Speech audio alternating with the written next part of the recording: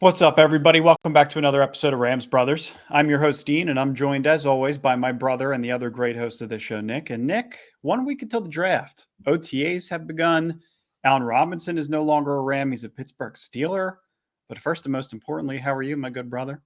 I'm doing good. You know, it's been a big couple of days with all the football news coming in. We got playoff hockey, playoff basketball, a lot to watch. Allen Robinson thing, just right off the bat, just definitely happy to get rid of that contract. We were paying him so much money. That was maybe the worst less need signing maybe in this Sean McVay era. Just get him off the books. Good luck in Pittsburgh. We're not going to miss you.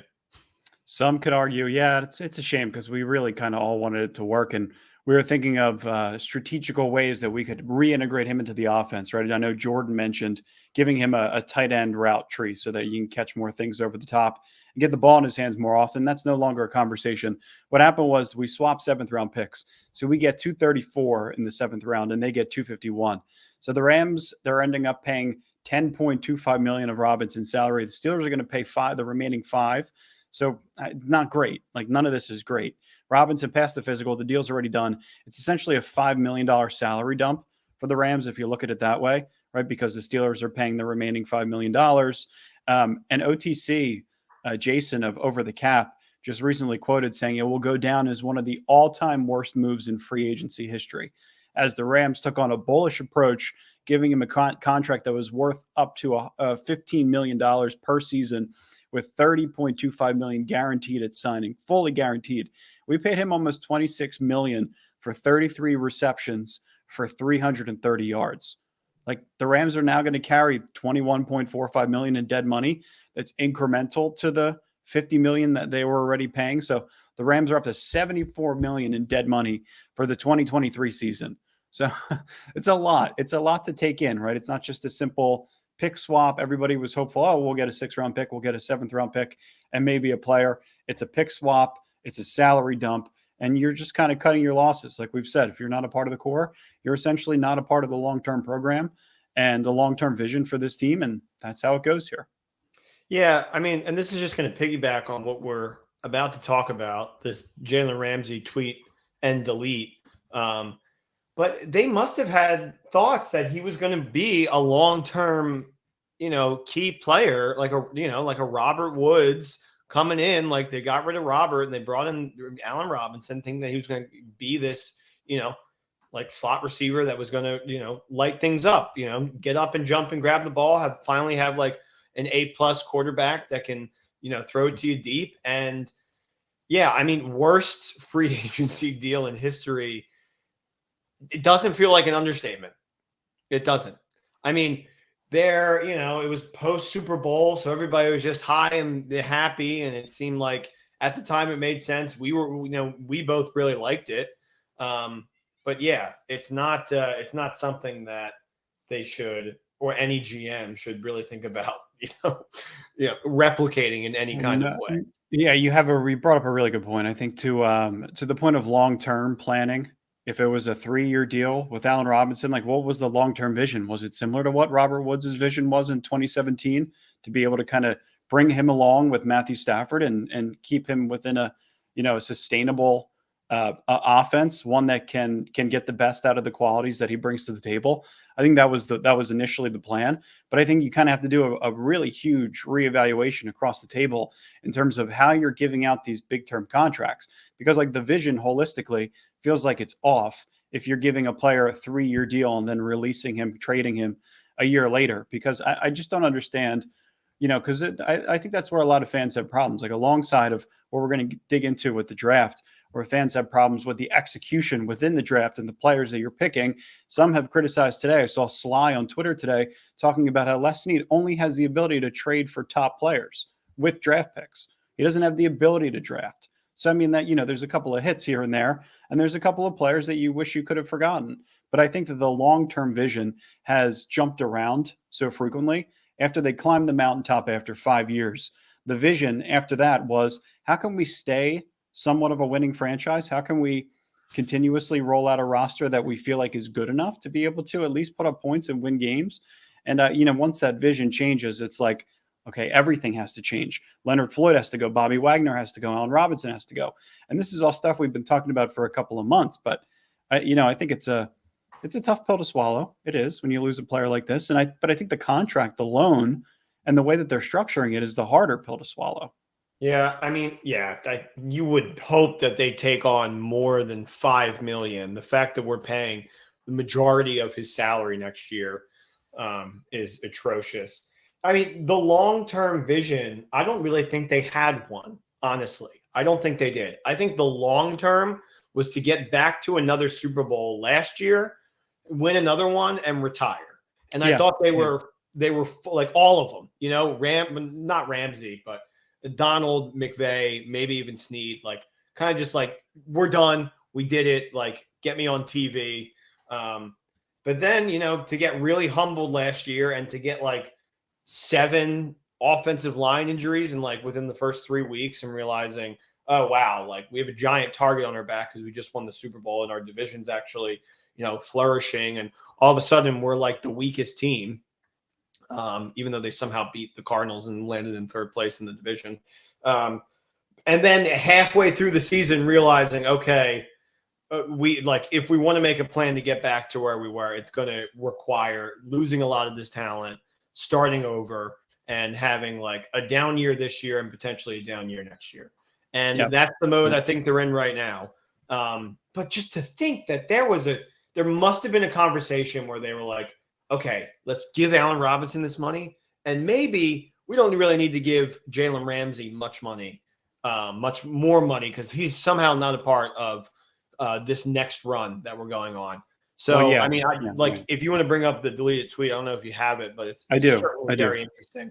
Jalen Ramsey tweeted, "False. I never asked for a new deal, and they never asked me to restructure anything because I would have. They, 2 people with the Rams, assuming that's Kevin Demoff and Tony Pastors, just wanted a new direction, so then I moved on accordingly."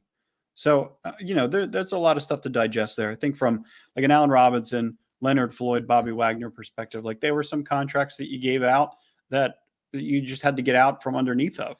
Like it was just, it wasn't, you're right. I think it was just a part of trying to get back to the Super Bowl, trying to get back to where they were previously and not thinking about the negative ramifications of how the contract could be structured.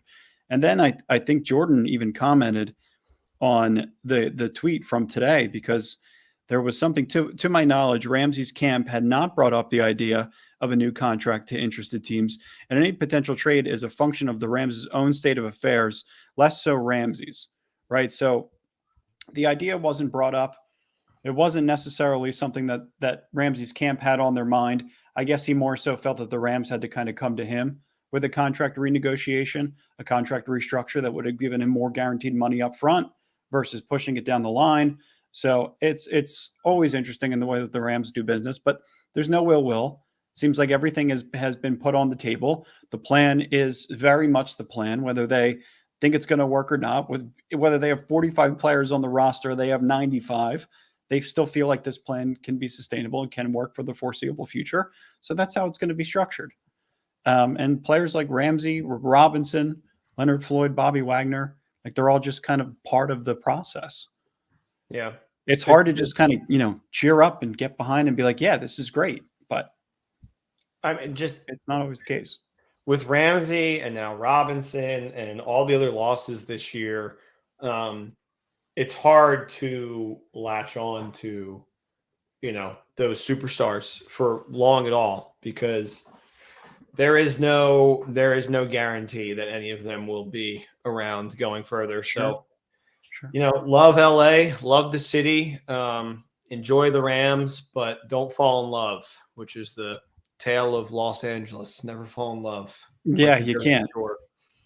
You can't. But one thing you can do is you could fall in love with a couple of draft picks this year. You can fall in love with a potential brand new core. You can fall in love with some shiny toys, whatever it may be that you feel like can be sustainable, where we can create the next core. We can create the next 4 or 5 grouping of players that can be around for the next 4 or 5 years. Hopeful that 2 or 3 of those guys, 4 of those guys can get contracts outside of that 4th year into the 5th year, 6th year, and be a part of the franchise for the long run, for the next 6-7 year gap. So, I mean, players like Rob Havenstein, players like Aaron Donald, right? They've been around for 6 or 7 years. They've earned their second deal. They're faces of the franchise. They're core pillars. They're weight-bearing walls, whatever it is that you want to call them. And I think that that's kind of a good way to preface what we're doing with the big board. I think if you guys have recently checked in with the big board, and I'll make sure to post a link on this episode, we have 101 players on the big board right now. And if you ask 101, if you ask why, it's because Nick and I, we like to go one step beyond. We really do. We like to take it over the top. I know, Nick, I used that joke in our pre-meeting before the episode, but I think it's important to let everybody know that there's 45 players that the Rams need to pick up to fill out their roster. A handful of them are going to come throughout the draft, whether they determine that they're going to trade back, which is a methodology that Les Snead tends to use more frequently. He feels like the calculus on trading back is more justifiable versus trading forward, versus trading up in the draft. They traded up last year to get Kyron Williams. It hasn't worked out so well for them in the past. Trading up to get Tavon Austin 10 years ago or so. Trading up to get Jared Goff. Not that that was – it's just that the haul for trading up is much more difficult to overcome versus trading back, collecting more assets, and only having to part ways with 1 or 2 draft picks or a player that's been around for a long time. So I think in terms of the way that the big board is structured, you guys want to check into that. All players – that we really love, that we feel like can be priority, can be a part of the core moving forward, can be a part of that next tier to where they're supplemental players, but they're equally as important. They're guys that get you through playoff games. They're guys that help you win games. They're impactful players. They're skill players. So if you want to take some time, go through the big board, because there's a lot of really, really good names on here that we feel like can kind of recraft the organization and bring out the best parts of the Rams, which is a lot of, and when you're doing something like that, you realize how many holes there are and how much rebuilding. I know they don't want to use that word, retooling or whatever you want to call it. How much work is needed. So it's going to be a lot. Like, this draft is really important for the future of the Rams. Like, to see what kind of team they're going to be moving forward. If they kind of can, be a little like the Lakers and have their 3-4 stars and just have a lot of glue guys that can kind of hold it together throughout. Because if you look at the people that they've released versus the people that they've picked up so far, I think they released 14 and they've picked up 1 Hunter Long. So it's going to be a lot. It's going to be a lot. It's a big overtaking for sure, but I think, to your point, Nick, it is the most important draft in the last 6 years, without a doubt. So what we did was, like we mentioned, we put together 100+ names. It's very much based. So if you look at the draft ratings, it's very much based off of Dan Brugler's Beast Board of The Athletic. If you haven't seen the Beast Board yet, it's incredibly thorough. It's like a 500-page PDF. It's a really, really impressive document, but it's also based on this big board, is also based on some of our own grades. And knowing that the Rams like to stockpile picks late, knowing that, Les Snead does his calculus and potentially does get back into the 4th round, does get more picks in the 5th and 6th round, does get more picks in the 7th round. That's kind of how we built this, with the methodology of, okay, let's try to stockpile it with as many good players that we really, really like. And we broke it out in 2 separate mock drafts. So one of which is the shiny toy draft. So this is coming off of the Allen Robinson news. It's coming off of the fact, Nick, that the Rams like to draft running backs early. They like to draft wide receivers early. They like to draft a tight end early. They've done it in consecutive years. Darrell Henderson, Cam Akers, Gerald Everett, Tutu Atwell. It happens. That's what they like to do. So, I mean, that's kind of the methodology with the shiny toy draft. I'm going to go through it, and we'll start with this one. It's Darnell Washington, Tank Dell, in the round 3 pick number 69. Round 3 pick number 77 is Darius Rush. Round 5, 167 is Dejuan Johnson out of Toledo. I think I overdrafted him, to be honest. I think we both did. Round 5, 177 is Israel Abedikonda, running back from Pittsburgh. Round 5, 177. These are all compensatory picks, everything in round 5. Jordan McFadden, interior offensive lineman at Clemson, pairs him up with his buddy Traymon Akram. Round 6, number 182, MJ Anderson, edge rusher out of Iowa State. And then we go Jaron Hall with 189 from BYU. Ronnie Hickman, safety out of Ohio State with 191. Jake Bobo, in round 7 with pick 223, and then pick 224, which is the pick we just got from the Pittsburgh Steelers for trading Allen Robinson. We go BT Potter, kicker from Clemson. So, Nick, that's the shiny toy draft. I think there's 3 players in there that are worth previewing, probably a handful more. Like, I really love Darius Rush in any one of these situations, whether you go shiny toy or future core. But Darnell, Tank, and Darius would be the top 3 picks in this shiny toy draft. So, shiny toy draft, offensive weapon draft, whatever you want to call it, because that's really what it is. Exactly. Besides the round 3 pick, where you finally get a CV. This is, to me, this feels more likely, just if you look at the history of how McVay and Snead kind of operate together, and how much they trust themselves, how much they trust that with new pieces, the McVay offense can shine again. And I'll be the first to say it, without an offensive line and time for Stafford or Goff or Baker to sit there and these plays to develop, you're not going to get anything. You're really not. You're totally right. So this is what I don't want to see. I don't want to see the shiny toy draft. I fear this is more than likely what is going to happen. I think you drafted a running back too low for them. Like Israel, like I feel like he would probably go higher for them. I don't know. That's somebody that they met with, right? That is, yep. Yeah. So they like him. I worry that this is the direction that they're going to go, and this is less glue. This is more flash. So this is like getting, and I guess my mind's just on the Lakers right now. I don't know, but this is like getting Westbrook, thinking that you're just being like, oh yeah, like just bringing somebody that's, talented and our problems will be solved, when really fundamentally there are so many more issues that need to be addressed before you can just do something like that and expect it to work.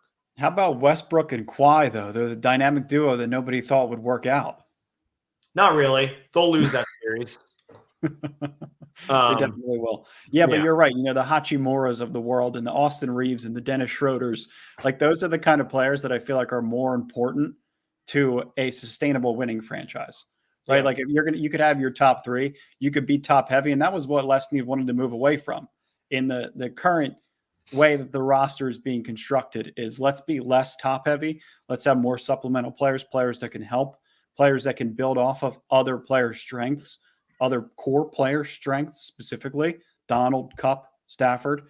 So yeah, Nick, I think that your thinking is spot on. And that's kind of the purpose of why we laid it out this way, was to kind of reconfigure everybody's minds and reset what everybody's thinking about, because the logical thing isn't always the answer with this team.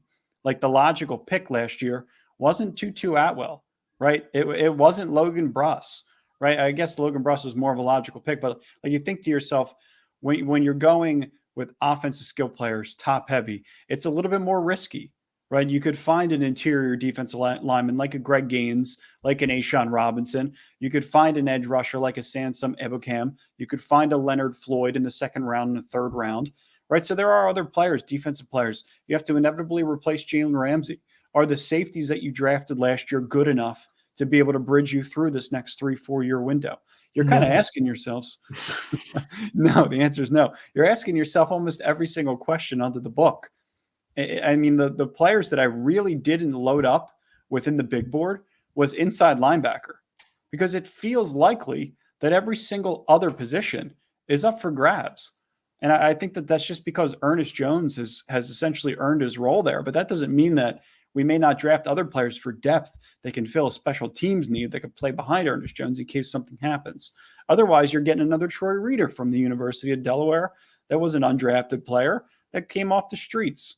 Or you hire another cop like Jeremiah Colon, who played offensive line. I remember telling that to somebody in the supermarket because I was wearing like a Ram sweater. He was like, "Do you think we're going to win today?" I was like, "No, we have a cop on the offensive line." I remember you. And he was like, "No, we don't." And I was like, "Off the streets, my man, literally."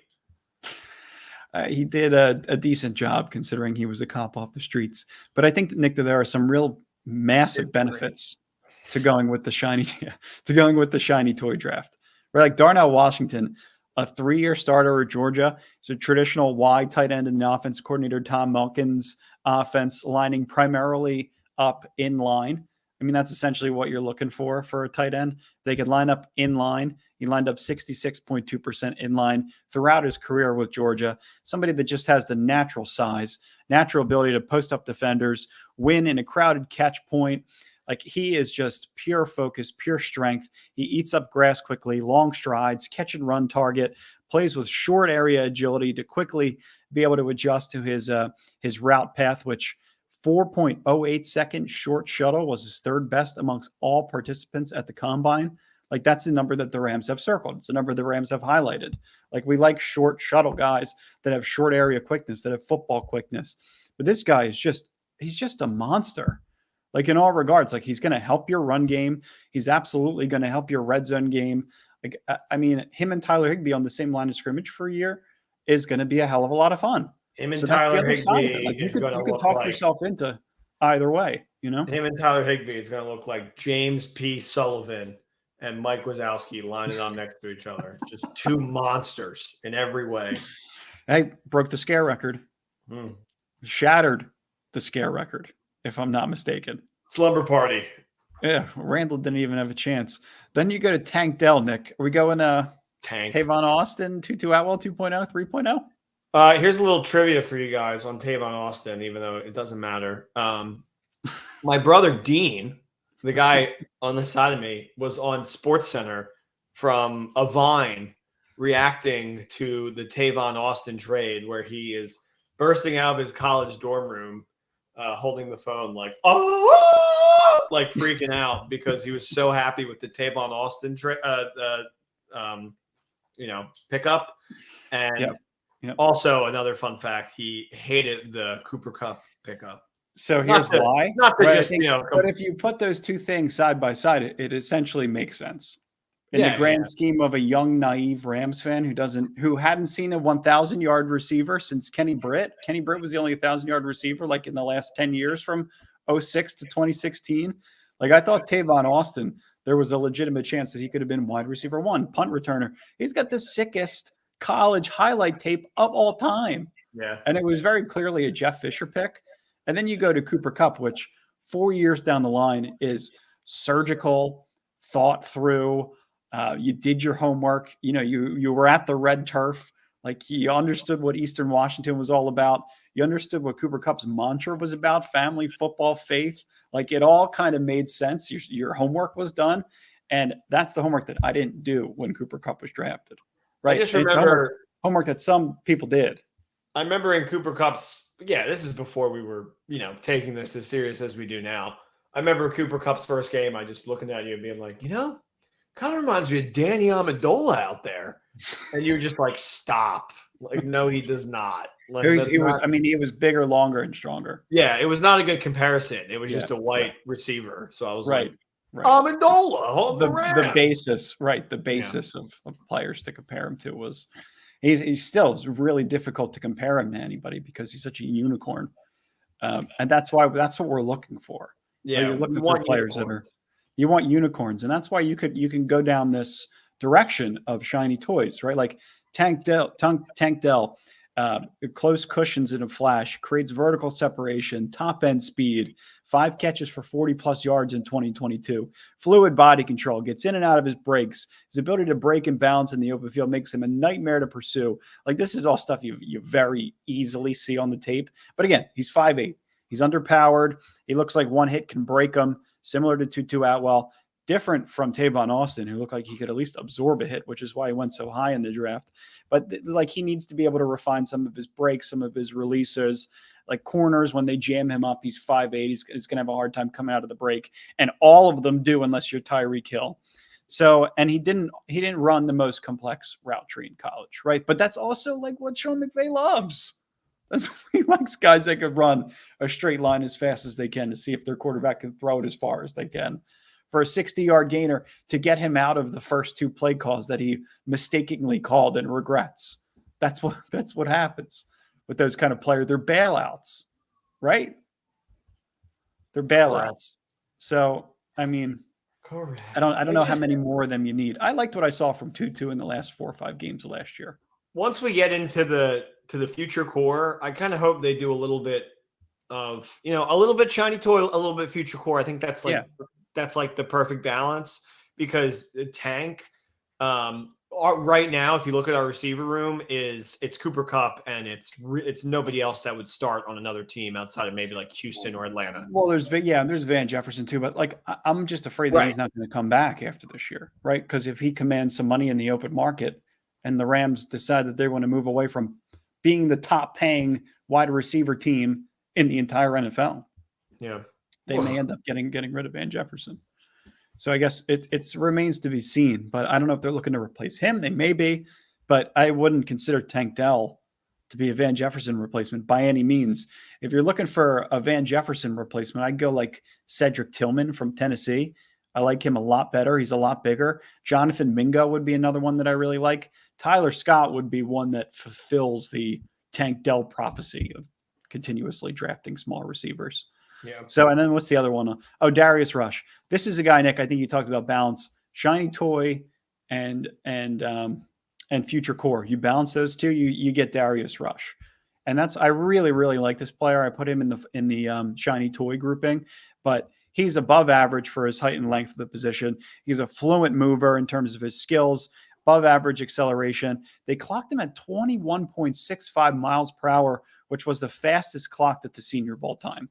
So that's the Rams are there, clocked them. All right, got it. He's huge. He's fast. He's balanced when he backpedals. He's good in man coverage. He shows that reaction quickness to stay connected at the top of routes, to be able to close out, to be able to burst on crossers. If throws are in front of him, he closes out. Like wide receiver background, to have that as a defensive back, I think is really important. I think a lot of them have that, but you could tell it in the way that he attacks the football, the way that he attacks coverage. And I think he's just really competitive. Like I think that you're getting contribution from him. He's only flagged twice in his career, one face mask, one defensive holding. He was a regular on special teams, 419 career special team snaps. So him and Jacoby Durant can go after it on the chase team, on the punt team. He was a gunner on punt coverage. An NFL scout said Darius Rush won him over pretty quickly. He's constantly locked in. He's constantly changing positions, and he has a team first mentality. So, you're drafting the kid, right? You're drafting who the kid is supposed to be. And if he's a team first player, he's got that kind of mentality. That's what excites me about those kind of kids. So I would go Darius Rush in any of these hypothetical situations. So that's what we got for Shiny Toy. Yeah, go ahead. What were you going to say? I was just going to say it would be very fitting to get him with the pick that was traded essentially for Jalen Ramsey. So to get him from the Dolphins pick. Which pick is that? Oh, from the Dolphins. Yeah. So 77 overall. Yep. Yeah. So I think that would be great. Yeah. I also think that would be a little low for him to go. So hopefully I do too. Yeah. Yep. Totally agreed. There's another one that I have in here too. We're going to move over. So that's the shiny toy draft. So you go Darius Rush and then Dejuan, Israel, Jordan McFadden, MJ Anderson, Jaron Hall, Ronnie Hickman. Jaron Hall, by the way, I love in any situation, also similar to Darius Rush. Ronnie Hickman, also love a lot. Jake Bobo, and then P.T. Potter. So you go, like, seriously, you could hear me. I go back and forth in my own mind about this stuff constantly. But the future core, so this is what I really, really love. Like these are 11 players that I don't know if I would be upset if one of them were drafted maybe outside of the quarterback. And that's just because I wanted to switch it up for the sake of the example. Yeah. So future core, Nick.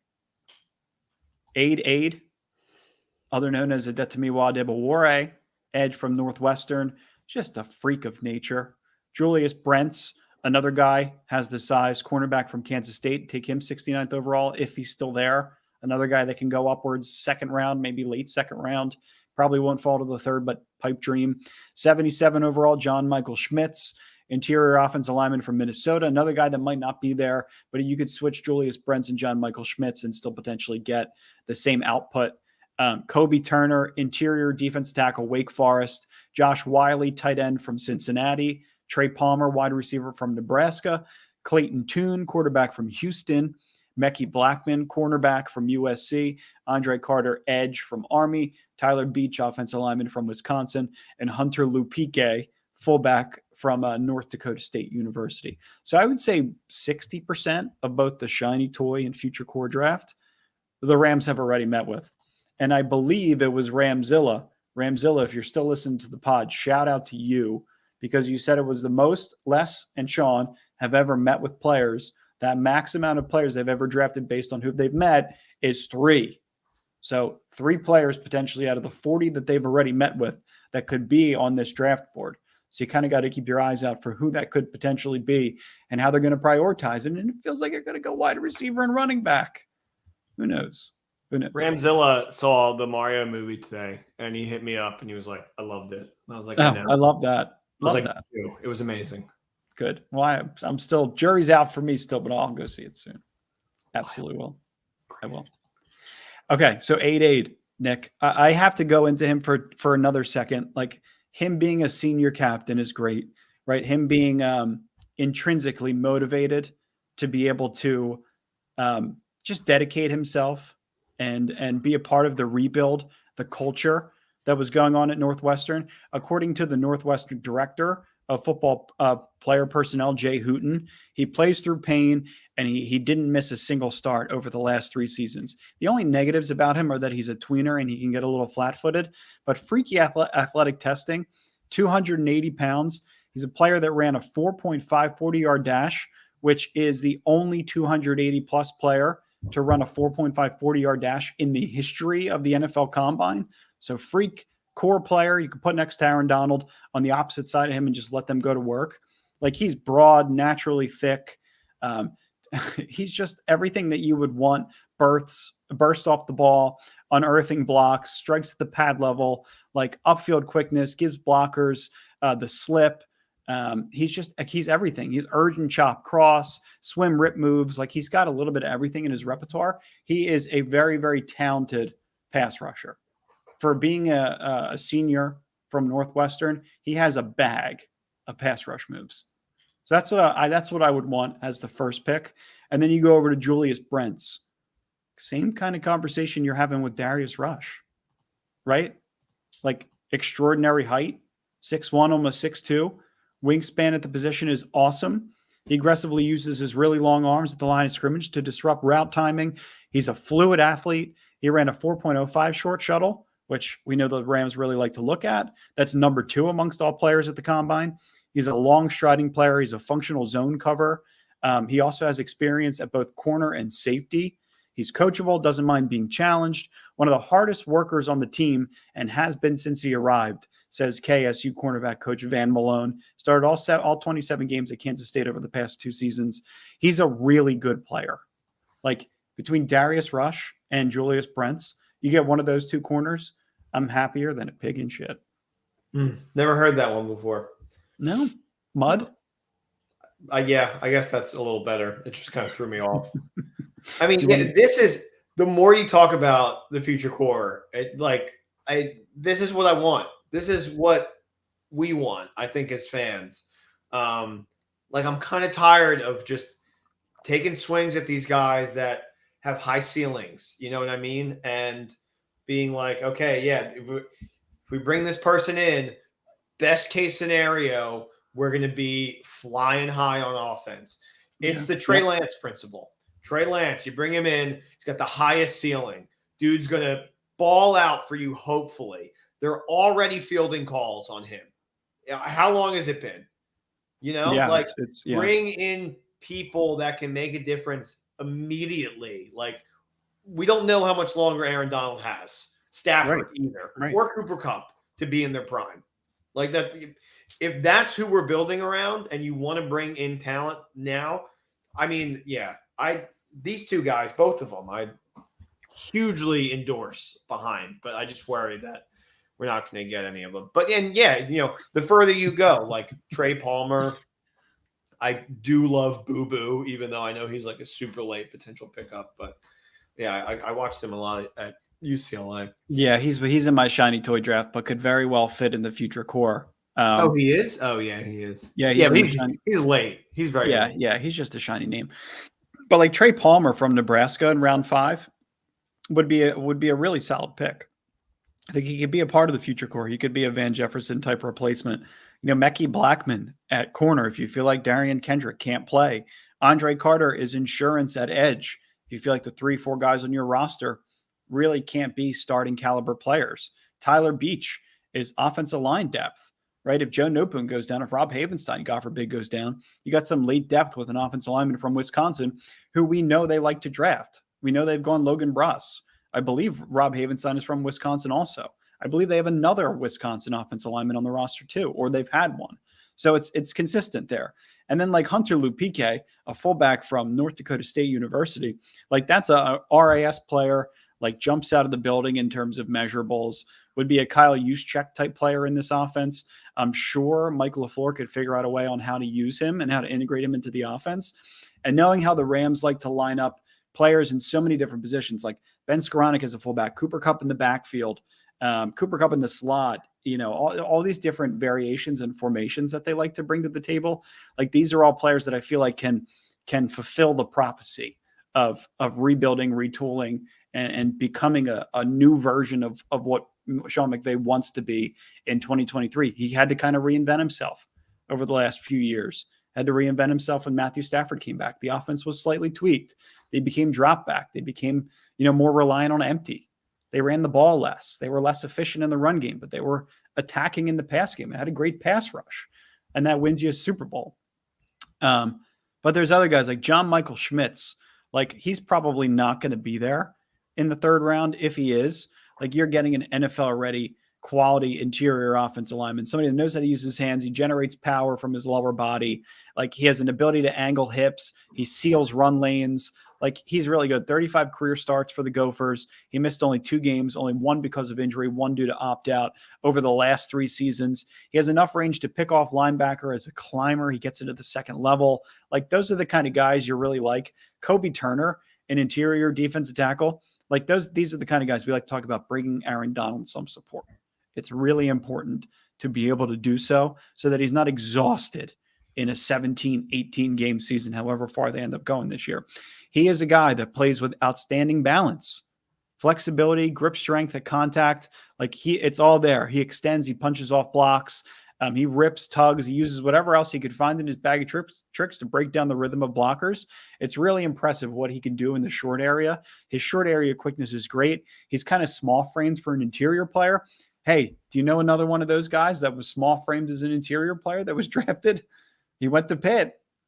Like there's a lot of thought that you and I really kind of put into how we want to craft this, how we foresee the future core for this roster. And like Josh Wiley, 6'6", 250. I know another tight end that was coaches said he was immature, needed direction to an accountable senior captain, which is what he turned into over 4 years at Cincinnati. He had 15 career touchdowns, which is the most all time by a tight end at Cincinnati. Hey, you know who else went to Cincinnati and played tight end? I think is one of the Kelsey brothers. I think. Travis.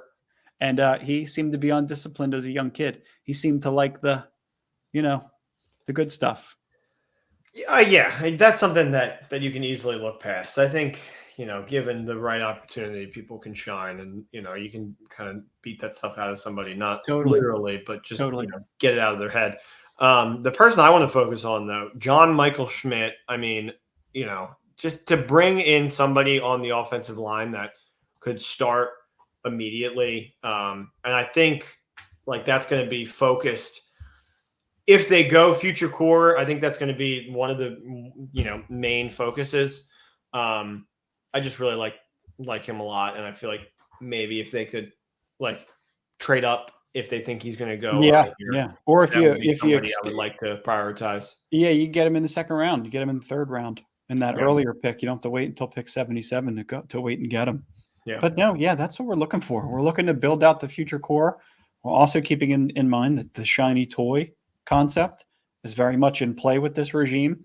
So trying to give you guys the most detailed coverage that we could possibly give you in terms of who the Rams are meeting with, how they've structured the draft in the past, under less needed Sean McVay, and why we feel like this is the most important draft and how to build sustainability moving forward. Yeah. And biggest draft in the last, since they got Jared Goff, I would say. I mean, the biggest drafts in our lifetime prior to the Jared Goff draft was the Sam Bradford draft. You go all the way back to when they picked Isaac Bruce in 1996, which I think was the first pick in St. Louis Rams. No, Isaac Bruce was a Los Angeles Ram in the last year of LA Rams history, and then played for the St. Louis Rams. Yeah, first year. Yeah. Isn't it crazy that they won? Did they win the first year? Or no, it was the second year in St. Louis. Second year. Second, I think it was the second full year. Yeah, that's crazy. It's like, hey, yeah. Welcome. Well, go back and look at the 1998 or 1999 draft, right, where they got Torrey Holt. Yeah. And what happened too, Todd White was in that draft, maybe. I remember thinking there were so many things that made me think that they were going to win in 2018, but that was their second year back in Los Angeles. So I was like, oh, second year. Yeah. They're going to do it again. Yeah. Took them a little longer, but they got there. Yeah. Hey guys, we try to give you as much draft coverage as we possibly can via Twitter, via socials. But make sure you guys like and support if you can. Like, subscribe. Means a lot. Join the movement. It means a ton to us. It's part of this process. We need the support to keep it on going. We need some cold hard cash so that we could fund this dream of ours. Great way to get cold hard cash. Bet online. Live betting, free contests, giveaways all season long. Always the fastest, easiest way to bet all your favorite sports and events, whether that's NFL, NBA, NHL, MMA, tennis, boxing, or even golf. Head to betonline.ag to join. Receive your 50% welcome bonus with your first deposit. Use our promo code, BLEAV. Receive your rewards. Bet online, where the game starts. I had a nice hefty bet on the Kings over the Warriors in the series through Bet Online. Nice. So Bet Online, hopefully the Kings don't screw it up. But yeah, let's give me my money soon. Bet Online. Why don't you give it to me already? Hey, Draymond's out. Feels like you're set up for a win. Yeah, but it's a parade inside my city. Ja Morant's out, and the Lakers are currently losing right now. Oh, that's right. Yeah. You never know. Sometimes these teams step up when it's like, hey, why not us? Like, I love the Bucks next time they play the Heat because I think Kings, Heat, Grizzlies. Yeah, totally. Yeah. Hey, basketball's fun. Playoff basketball's fun. Yeah. Sorry, I've had basketball in my mind this whole pod, Dean. All good. Good. You're allowed to draft. That's what's going to be on everybody's mind. Follow along with up soon. 1 week, right? 1 week. Thank you guys for listening. See you, everybody. Go Rams. Peace.